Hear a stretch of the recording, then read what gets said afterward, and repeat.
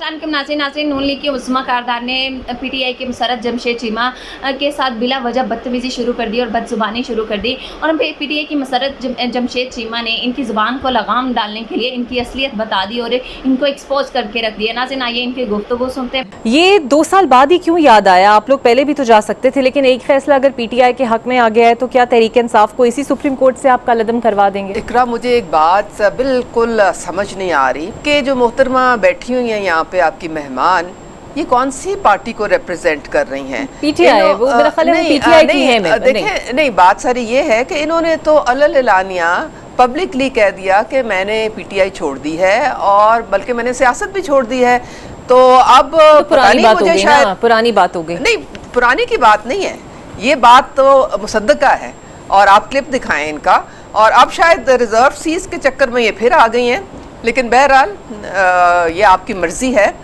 आपने जो मुझसे सवाल पूछा है, देखें, अंदर से अपने आप को एक कहीं सियासी जमात और फिर हम हमला कर दें अपनी कौमी सलामती के इदारों पे, बड़े बड़े ट्रकों पे इन्होंने लॉबिंग करके पैसे जमा करके 2 साल बाद बात कर रही हूं। 2 साल बाद जी, याद क्यों आया? 2 साल बाद पहले कर ले। 2 साल बाद, बिल्कुल आप सही कह रही हैं। बानी साहब ने तो 3.5 साल चोर डाकू के म्यूजिक के अलावा और कोई बाजा ही नहीं बजाया। वो तो किसी के साथ बैठने के रवादार नहीं थी। अच्छा इकरा, मैं नहीं चाह रही थी कि मैं किसी की ना जात के ऊपर बात करूं, तो ये जो मोहतरमा आपके पास बैठी हुई है, इन्होंने चूंकि बात की तो मैं इसका जवाब देना जरूरी समझती हूँ। देखें, मैंने अभी किसी रिजर्व सीट के लिए अप्लाई नहीं किया और ना ही मैंने करना है। एक बात, मैं इस पार्टी की कारकुन हूँ और एक कारकुन की हैसियत से मैंने हमेशा अपनी लॉयल्टी मेरी पार्टी के साथ, अपने लीडर के साथ रखी है। और 1.5 साल मैं अपने घर से, अपने बच्चों से दूर रही हूँ, वरना ये तो ऐसे फ्लोर क्रॉसिंग करके पैसे लेके गई थी। मुझे और मेरे मियाँ को दोनों को वजारतों की ऑफर थी फॉर हर काइंड इंफॉर्मेशन, और मैं किसी सीट के लिए अप्लाई नहीं कर रही फॉर हर काइंड इंफॉर्मेशन। हर कोई सीटों के लिए नहीं होता, हर कोई सोल्ड आइटम नहीं होता कि मौसमी परिंदे जिसकी हुकूमत आनी है उधर बैठ जाए। मोहतरमा, आपने पार्टी छोड़ दी है, उनकी बात आपने मोहतरमा पबलिकली पार्टी छोड़ दी है। आपको नहीं काटा, आप उनकी बात पूरी होने दीजिए। इसलिए आप और मैंने अगर पार्टी बदली है तो खुला बदली है। उनको बात पूरी कर लेने दीजिए। और उन्होंने आपकी बात उनको बात पूरी कर लेने। आपको कोई हक नहीं पहुंचता। अच्छा, आप अपना बताएं, आपकी उनकी बात पूरी होने दे। उस्मा, उन्होंने आपको इंटरप्ट नहीं किया। Letter complete. इन्होंने आपको बताया इकरा, इन्होंने मेरा अच्छा चलिए, लेटर कंप्लीट ना, उन्होंने आपको इंटरप्ट नहीं किया ना। आपको भी बताती हूं, पंजाब असेंबली में इन्होंने गड़ा खुदा पे बता लेना, जनाजा है। आप अपनी बारी में, आप अपनी बारी में बताइएगा, अपनी बारी में बताइएगा जी। जो जिसके लिए गड़ा खोदते हैं ना, ठीक है, letter complete Usma, please letter complete. जी जी मुसर्रत। अब ये जो सीट, ये हमारी पार्टी में ना हमारे खान साहब के ट्रक के आगे नंगे पैर चलती थी, तो हम सारे इनकी इज्जत करते थे, मेरे समेत, कि ये बड़ी अच्छी नजरियाती कारकुन है। और जब हमारा धरना था तो मैं इनकी सबसे ज्यादा, इनको पता है मुंह पे बैठी है, मैं इनकी पार्टी में सबसे ज्यादा इज्जत करती थी कि ये एक नजरियाती कारकुन है। इनको स्टेज पे जगह मिले ना मिले, कुर्सी मिले ना मिले, ये वहां पे जो हमारा धरना था 2014 का, वहां पे कचरा उठाती थी, इनसे पूछ ले, बोतलें उठाती थी। कारकुन की हैसियत से ये कोई बुरी बात नहीं है, मैं इनको अप्रिशिएट कर रही हूँ। तो बीबी, अगर कोई सियासी वर्कर हो ना और उसने वफादारी, जो कुछ मैंने और मेरे मियाँ ने बर्दाश्त किया ना, अल्लाह ना करे आपको और आपके हस्बैंड को बर्दाश्त करना पड़े और आपके बच्चों को करना पड़े। जो मेरा कैंसर सर्वाइवर का बच्चा जिससे गुजरा, मैं फिर भी पीटीआई के साथ बैठी हूँ बगैर किसी ओहदे के। मैं कौन थी? मैं चेयरमैन इमरान खान की स्पोक्स पर्सन। मेरे पास आखिरी मेरा ओहदा था इंफॉर्मेशन मिनिस्ट्री, और आज मैं, पता कर लो कि मैं एप्लीकेंट नहीं हूँ रिजर्व सीट की। मैं फिर भी अपनी पार्टी को, अपने लीडर को डिफेंड कर रही हूँ। मैंने 1.5 अरब रुपए का नुकसान सहा, ठीक है।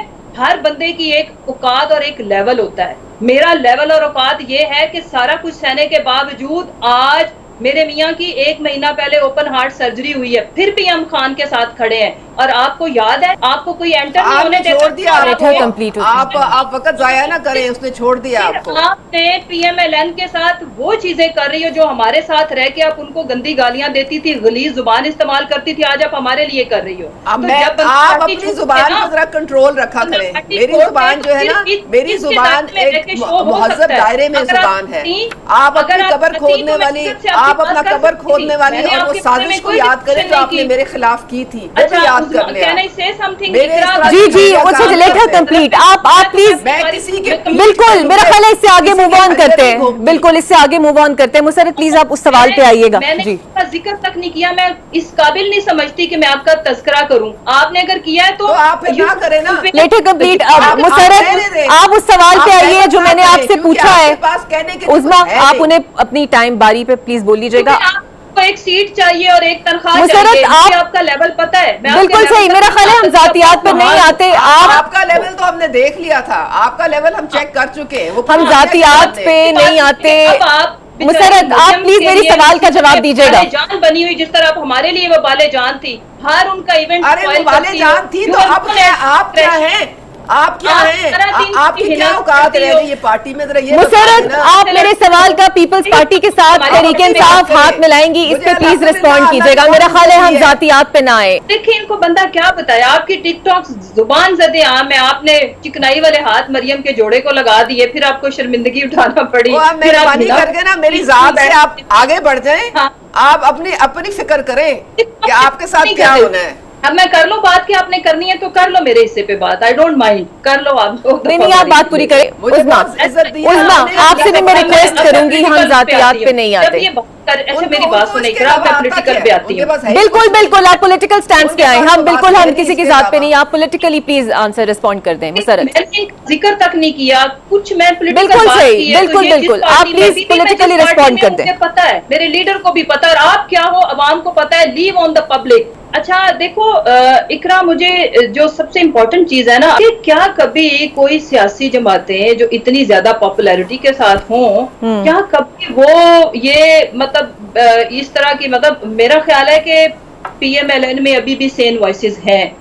और जैसे मैं I want to appreciate Khawaja Saad Rafique, I want to appreciate Khurram Dastgir, ठीक है। एंड कुछ और भी नाम हैं कि जो इनकी इंडोर मीटिंग्स थी उसमें लोगों ने ये बात की है। जैसे फरतुल्लाह बाबर साहब ने कोई जरदारी साहब से परमिशन ली है, बिकॉज दे आर पॉलिटिकल लोग, इनकी ग्रूमिंग, इनकी जो परवान ये एक सियासी जमात के तौर पर चढ़े हैं, तो इमीडिएटली जो सियासी लोग हैं जो समझते हैं कि कल को ये अगर इस मुल्क के सबसे पॉपुलर लीडर, सबसे बड़ी सियासी जमात जिसकी मतलब ग्राउंड सपोर्ट इतनी ज्यादा है कि अनमैच्ड, देखो सारी पॉलिटिकल जमातें मिलके देखो इकरा हमें शिकस्त नहीं दे सकी, और जिस तरह से हमने इलेक्शन लड़ा, जो कुछ विक्टिमाइजेशन की एक तारीख रकम हुई है, हर घर की एक दुख की दास्तान है, उसके बावजूद इतनी बड़ी टर्न आउट, इतने बड़े नंबर ऑफ सीट्स आना जो इन्होंने छीनी, अभी भी छीन रहे हैं, हमारी रिजर्व सीट्स छीन रही है हमारी खवातीन।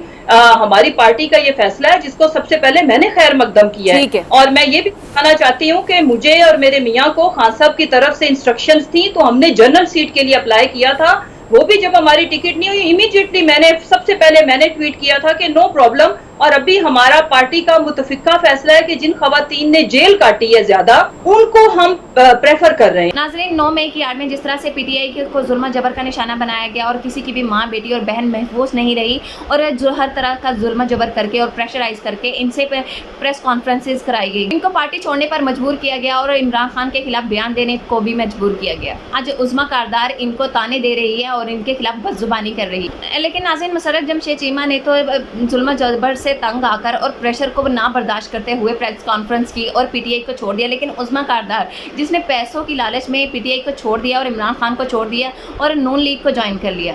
नाज़रीन, 9 मई की आड़ में जिस तरह से पीटीआई के कारकुनान को पीटीआई छोड़ने पर मजबूर किया गया, प्रेशराइज किया गया, धमकियां दी गई, इस पर हर किसी का ये स्टेमिना नहीं होता कि वो इन जुल्म जबर को बर्दाश्त कर सके। फैमिली इन्वॉल्व हो जाए तो कोई भी उस जुल्म जबर को बर्दाश्त नहीं कर पाता। इसमें कोई शक नहीं कि यास्मीन राशिद जैसी भी खवातीन है जो कि कैंसर सर्वाइवर होने के बावजूद और इतनी एजड होने के बावजूद उसने इमरान खान का साथ नहीं छोड़ा, और जिन्होंने इमरान खान को धोखा दिया और इमरान खान के खिलाफ बयान दिए, उनकी शक्लें हम सब जानते हैं, जैसे कि फिरदौस आशिक अवान, फयाजुल हसन चीमा। नाज़रीन, आपका इस बारे में क्या कहना है? अपनी राय का इजहार भी जरूर करिएगा।